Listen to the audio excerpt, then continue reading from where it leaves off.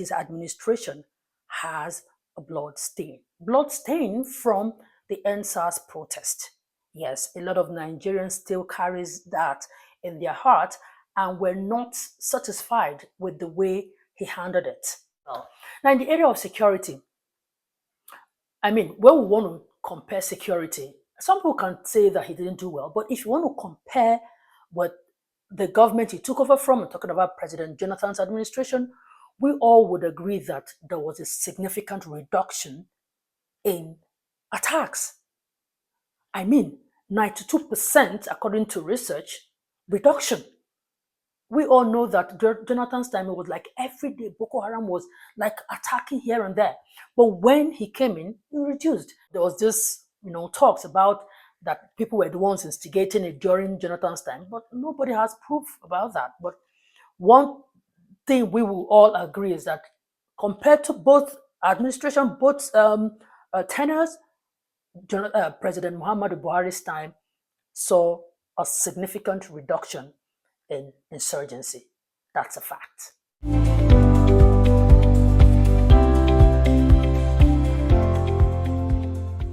We lost two prominent Nigerians on the 13th of July 2025. Former President Muhammadu Buhari and the paramount ruler of Ijebuland, Obasikiru Adetono. He's the paramount ruler of that tribe known for their beautiful cultural festival of style, elegance, and sophistication. I'm talking about the Ojidioba Festival. So, you see, life, there's really nothing to this life. And the more I grow, the more I realize this. And the fact is that it hits home more when people in position, they have the fame, they have the money, they have the influence, they command a lot of respect, and they still answer the ultimate call. Today they are presidents, tomorrow they are revered, monarchs, next tomorrow they are no more. You see, it's just a rude awakening for somebody like me that one day people will say things like this about you. We saw her this so day. Oh, I spoke with her some days ago. Oh, she's no more. Oh, I spoke with him some days ago. Oh, he's no more. All of us will answer that call. Anyway, if you're new to this channel, my name is Osih-Oyelude. Thank you so much for joining me. Don't forget to subscribe, like, and share. Anyway, former President Muhammadu Buhari, who led Africa's most populous nation, I'm talking about Nigeria, twice. First time as military head of state, who came through a coup on December 1983 and ousted in 1985, and later in 2015 as a democratically elected president. He died on Sunday, July the 13th at the age of 82. Now, on social media, there has been mixed feelings from Nigerians about his person and how his 80 years rule in Nigeria affected the common man, what he did and what he didn't do, what he would have done right and what he did right. You see, in this video, I will take a look at, in the best way I can, I will take a look at the up and the downside of President Muhammadu Buhari. That is my opinion. That is strictly my opinion on President Muhammadu Buhari. You can agree, you can disagree. Let's keep it respectful. You don't have to agree with me, but we can respect each other. Anyway, so again, for the sake of this video, I will start my opinion on the downside of President Muhammadu Buhari's administration. So like I said, it's strictly my opinion. Anyway, although there's been mixed feelings about his term in office and everybody have their opinions, but what a lot of Nigerians would agree on is the fact that his administration has a blood stain. Blood stain from the NSAS protest.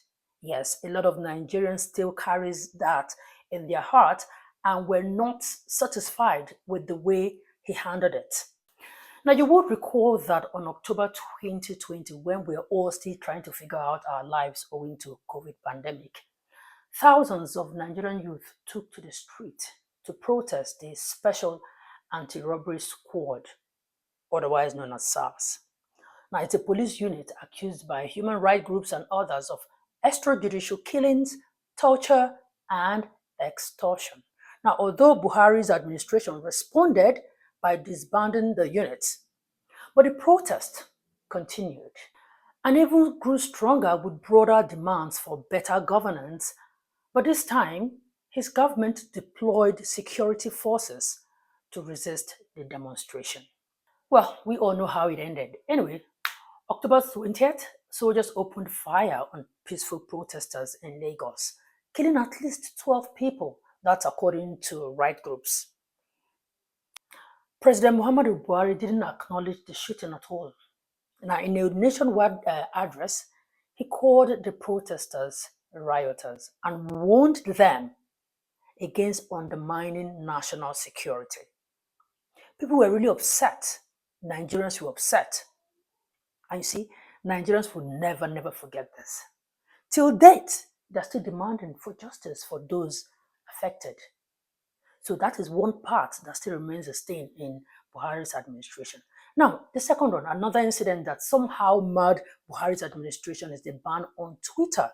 Now, months after the protest, that's the EndSARS protest, many Nigerians took their anger online, mostly, Twitter, against institutional corruption, economic woes, and escalating insecurity. Well, it escalated after Twitter removed a tweet from Buhari's account about secessionist movement, calling it abusive. Now, the Nigerian government responded by suspending access to the platform in Nigeria for 7 whole months. Now, that further heightened concerns over human rights and brought back memories of his time as a military president in the 80s. Now, he detained political opponents and several journalists and human rights activists. So people were trying to say he's bringing back dictatorship, and we're not having it.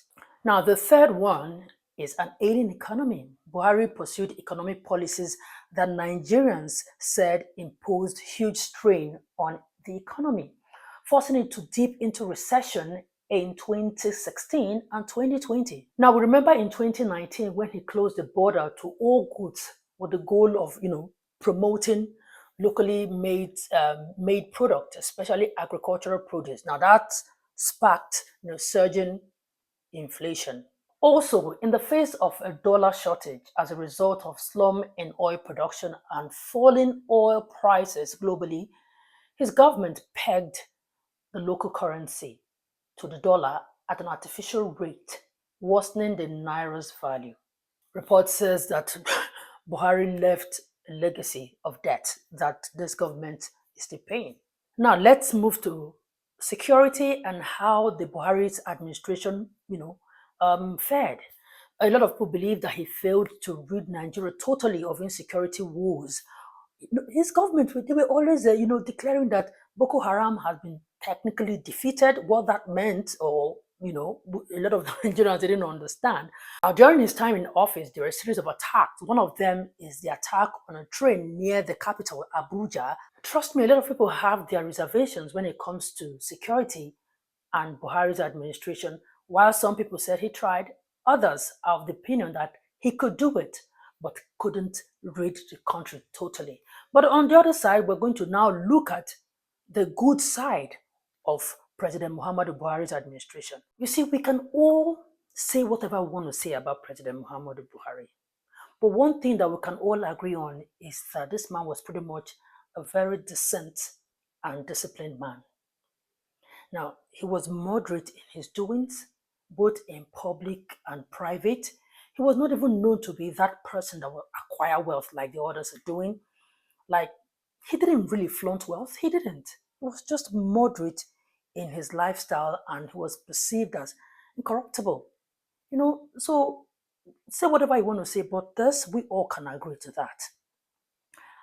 Another thing about President Muhammadu Buhari is that he was upright to an extent. You see, he allowed states run their politics their own way.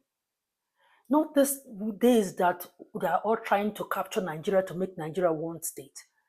Buhari was not interested in whatever was happening in anybody's state. Run your politics however you want to run it. Whoever wins, especially states that does off-season election, you don't see him use security to want to bamboozle whatever. No, he stays off. Do your politics, irrespective of who wins, whatever party you come from. He will welcome everybody. That was President Muhammadu Buhari.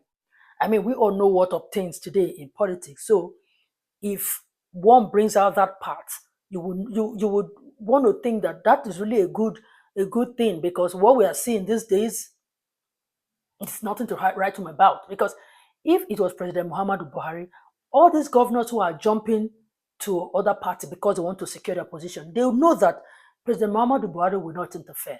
So they will they will stay wherever they are staying around their politics and fight for their position again.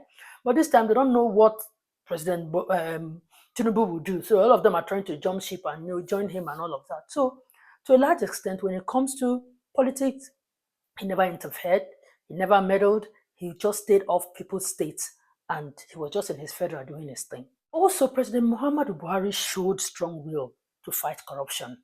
That is a fact. His anti-corruption effort, whether he yielded much or not, that's another conversation. But his zero tolerance stand on indiscipline in public office is one that a lot of people will still be talking about it tomorrow, especially during his time as a military head of state. I mean, we all remember the Buhari Idiagbo regime, even those who were not born. Till today, those who knew something at that time still talk about it till date. So that's to tell you that he had zero tolerance to indiscipline, corruption, and all of that. That's also a mark of a good person, right?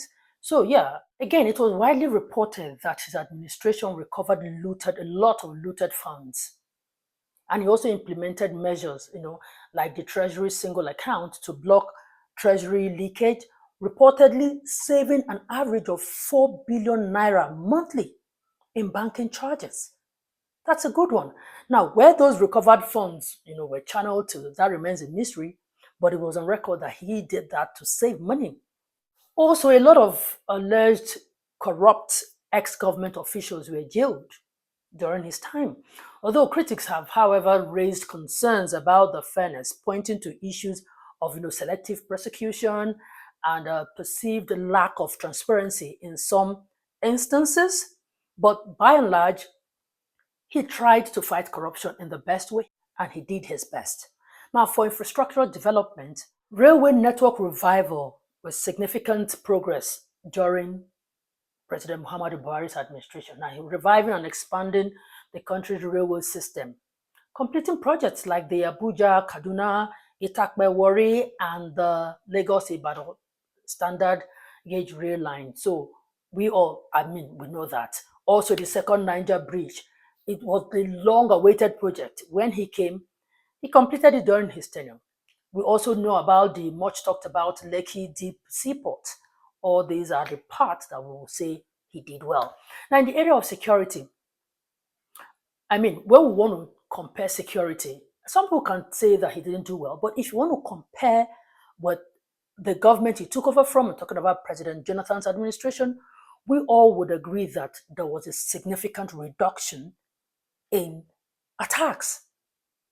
92%, according to research, reduction. Jonathan's time, it was like every day Boko Haram was like attacking here and there. But when he came in, it reduced. There was this, talks about that people were the ones instigating it during Jonathan's time, but nobody has proof about that. But one thing we will all agree is that compared to both administration, both tenures, President Muhammadu Buhari's time saw a significant reduction in insurgency. That's a fact. For economic policies and reform, agricultural development was top on his list, and he did pretty much, in that sector, especially when it comes to rice production, locally produced rice.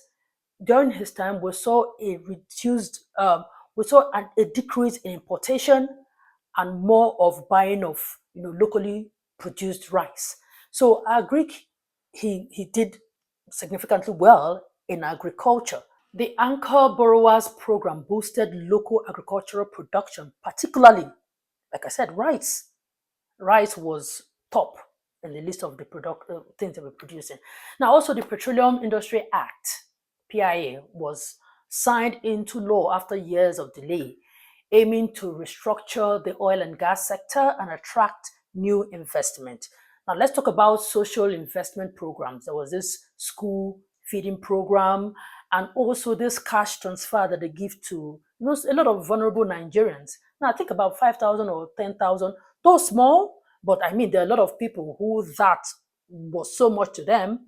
They could have done more, better, but I mean, he did. That is what you would say he did. Those who benefited, benefited. Was it enough? Could he have done more? Maybe. But I mean, you cannot take out the fact that he did this. And for that, we should give him props for that.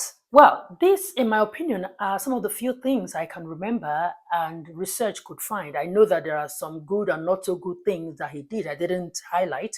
But anyway, do your own list, right? Okay, but you see, I've seen on social media how a lot of people have been gloating about his death. It's good for him, a good riddance to bad rubbish, this, that. You see, if death is for only one person or everybody will not die, then let us rejoice when someone dies. But if this thing will touch all of us, then when you hear someone dies, even if it's a bad person, it should be a moment of sober reflection for you. Don't gloat over somebody's death, forgetting that person is someone's father, someone's grandfather, someone's friend, someone's relative, someone's, just family member. I know that we're all angry because of the way the country is. We all expected better.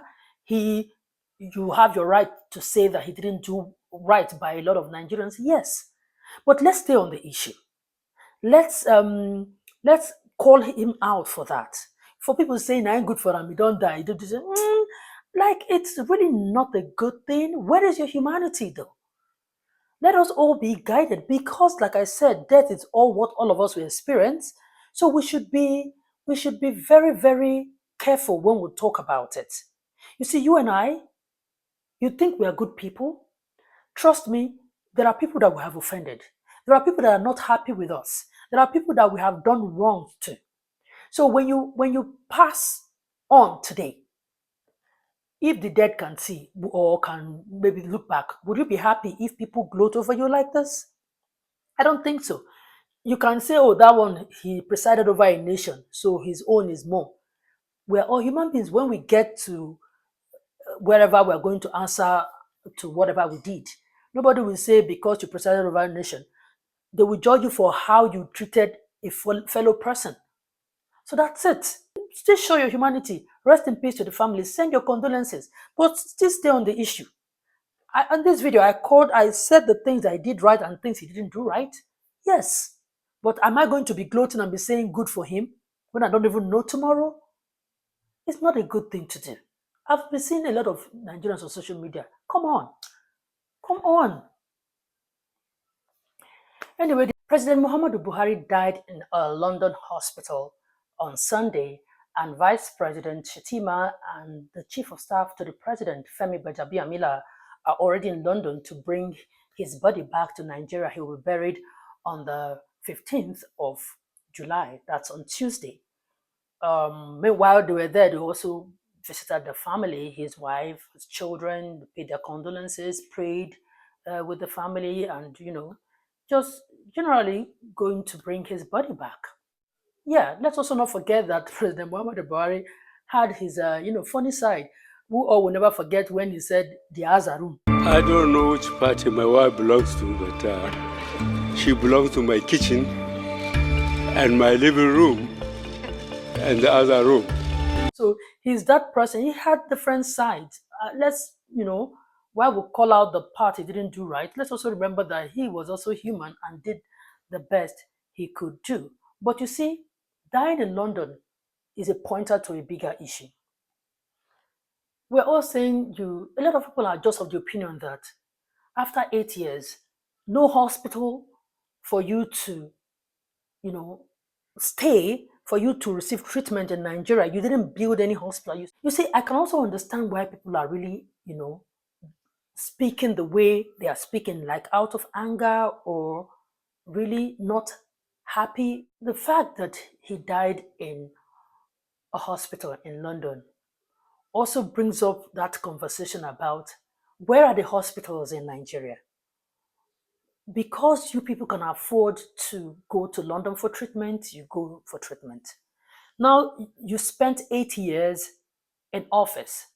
Even if you didn't build a hospital anywhere, in your hometown, there was no hospital in your hometown that would have given you that treatment that you went to look for in London. Or again, in Abuja, there is no hospital to give you that treatment, presidential treatment, if you can't have the treatment that is deserving of an ex-president. Not to talk of, Nigerians, ordinary Nigerians. So that is why a lot of people, you want to understand their anger, their frustration, because you had every opportunity to do this. To do this. Even as we're speaking, the sitting president now, Tinubu, still goes to France. Like, I wonder why they are not building the hospital. Like, it's not really making any sense.